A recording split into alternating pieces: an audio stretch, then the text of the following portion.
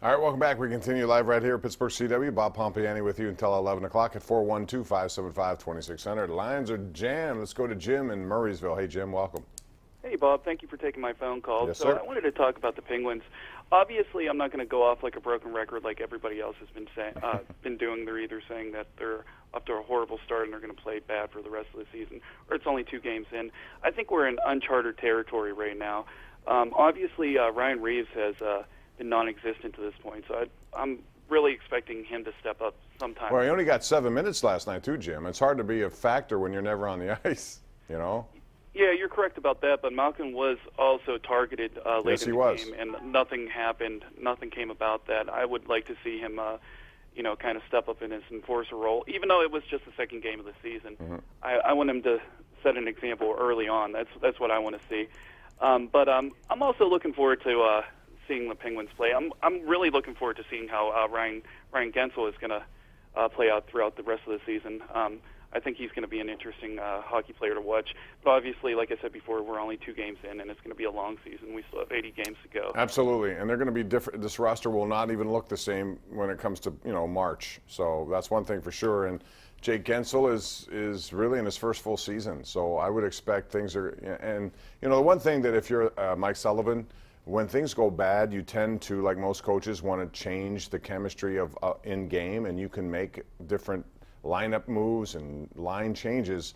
I think what he wants to get into eventually is, he knows that Crosby and Gensel have a chemistry. He wants that to develop. He knows that Malkin and Kessel have a chemistry. He wants that to continue.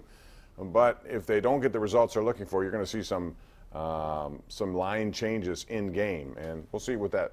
But tomorrow I expect that to be a really good game, and I expect them to be far more disciplined than they were the other night. Line 5 we go. Maurice in Pittsburgh. Hey, Maurice, how you doing? Hey, Bob, how you doing? Good, thanks for calling. Thank you. How do you feel the defense will be coming back home and the face-up against the Jaguars' best running back, Leonard Fournette, and the fact that I happen to hear that they just re-signed Ladarius Green back? Yeah, I think that the Steeler defense, I've been bullish on them all along, and I'm not going to change. I think they're only going to get better as long as they stay healthy. When you have Hayward and Tuitt up front, and Javon Hargrave, who's underrated still, I think those are very good 3 and a 3-4 defense. It should make life a lot easier for their linebackers, and I would expect numbers to start racking up.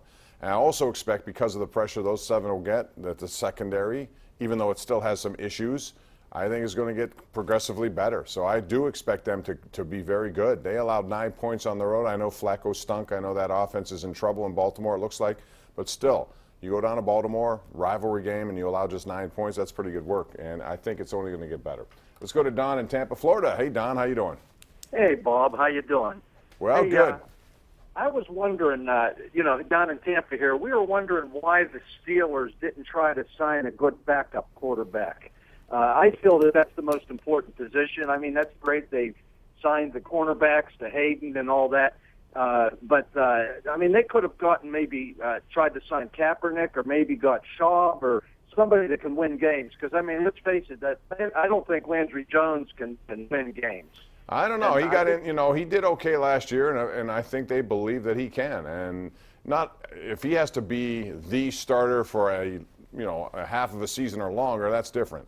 But I think they feel comfortable that he's learned enough in 4 years. He was a slow developer. They gave him a 2-year, $5 million deal. They're not going to spend more money unless they absolutely have to now. So I think they believe in Landry Jones as a backup to Ben Roethlisberger. We're going to take a break, come back with more. We're right here live on Pittsburgh CW.